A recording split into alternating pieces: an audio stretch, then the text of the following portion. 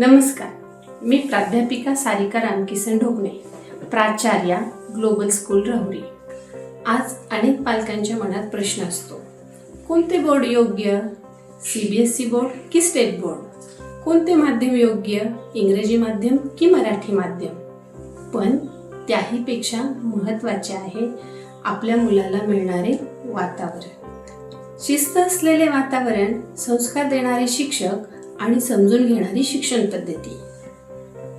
माहिती आज सर्वत्र मिळते, पण योग्य सवयी, योग्य विचार आणि आत्मविश्वास हे फक्त योग्य मार्गदर्शनातून तयार होतात.